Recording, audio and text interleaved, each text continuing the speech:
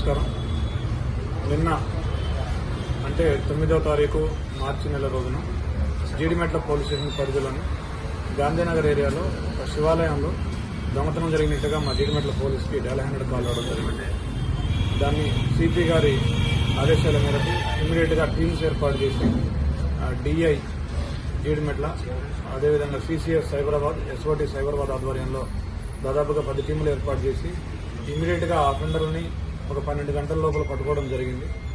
వాళ్ళిద్దరిని కూడా పట్టుకొని వాళ్ళు దొంగిలించిన సొమ్మంతా కూడా రికవరీ చేయడం జరిగింది. ఆ దేవస్థానంలో నాగపడిగ, కలశం, శటగోపం, ఒక విగ్రహం, దేవుడి విగ్రహం, ఇవన్నీ కూడా వీళ్ళు దొంగిలించడం జరిగింది.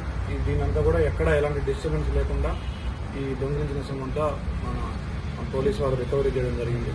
అదేవిధంగా వీళ్ళకి సంబంధించి వీళ్ళ మీద సెక్షన్ 196, 298, 299, 331 సబ్సెక్షన్ 4, 305 బిఎన్ఎస్ కింద వీళ్ళ మీద కేసు పెట్టడం జరిగింది.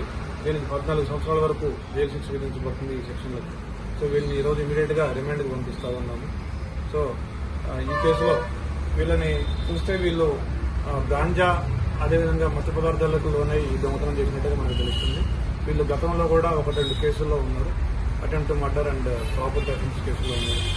సో వీళ్ళని పట్టుకోవడంలో చాకచక్యంగా వ్యవహరించిన డిఏ జీడిమెట్ల, సిసిఎస్ సిఐ రాజు, ఎస్ఓటి పోలీస్ అందరికీ కూడా మా జీడిమెట్ల పిఎస్ స్టాఫ్ అందరికీ కూడా అభినందన. సార్, మీరు ఎక్కడ వారు ఇలాంటి పునరావృతం కాకుండా ఎలాంటి చర్యలు తీసుకుంటారు? ఇలాంటి పునరావృతం కాకుండా తప్పకుండా మేము పెట్రోలింగ్ చేయడం కానీ, అన్ని రిలీజియస్ ప్లేసుల్లో సీసీ కెమెరాస్ పెట్టించడం కానీ, ఇప్పుడు ఈ ఇన్సిడెంట్ చూసినట్టయితే మనం 4 నెలల క్రితమే ఆర్గనైజర్స్తో మాట్లాడి, ఆ టెంపుల్ కమిటీతో మాట్లాడి సీసీ కెమెరాలు పెట్టించడం జరిగింది. 10 సీసీ కెమెరాలు ఉన్నాయి.